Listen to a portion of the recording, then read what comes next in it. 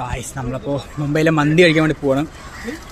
ഷിഫ മന്തി Arabic restaurant. പിള്ളേരൊക്കെ പുറത്ത് നിൽക്കുന്നത് വേറൊന്നും കൊണ്ടല്ല, ഉള്ളിൽ കുറച്ച് ഗേൾസ് ഒക്കെ കഴിക്കുന്നുണ്ട് ഗൈസ്. അവരെ നോക്കി നിൽക്കുകയാണ്. അത് ഫുള്ള് മലയാളി ഗേൾസ് ആണ്. അതാണ് പിള്ളേർ അവിടെ തന്നെ നിന്നത്. പിന്നെ മന്തി കഴിക്കാൻ പോയാൽ എപ്പോഴും വരുന്നൊരു പ്രശ്നമുണ്ടല്ലോ, ചെസ്റ്റ് പീസ്. അതിനുള്ള സൊല്യൂഷനാണ് ദേ കാണുന്ന സംഭവം. നമ്മൾ ഗിഫ്റ്റ് പോലെയൊക്കെ വെച്ചിട്ട് ഓപ്പൺ ചെയ്യുന്ന പരിപാടിയാണ് ഗൈസ്. ഇത് കണ്ട് ഓണർ ചേട്ടൻ തന്ന മറുപടി, ചേട്ടോ ചേട്ടോ എല്ലാവർക്കും ചെസ്റ്റ് പീസ് അല്ലേ?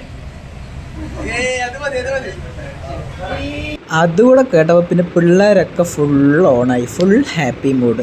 പിന്നെ ഓണർ ഒരു കാര്യം കൂടെ പറഞ്ഞിട്ടുണ്ടായിരുന്നു, 10 മിനിറ്റ് വെയിറ്റ് ചെയ്ത് പറഞ്ഞാൽ പുതിയ ഫ്രഷ് ആയിട്ടുള്ള ഒരു ദമ്മ് പൊട്ടിച്ച് നിങ്ങൾക്ക് തരാമെന്ന് പറഞ്ഞു. അപ്പോൾ ഞങ്ങൾ 10 മിനിറ്റ് വെയിറ്റ് ചെയ്തു ഗൈസ്. കാത്തിരിപ്പിൻ്റെ ഒടുവിൽ അവൻ വന്നു.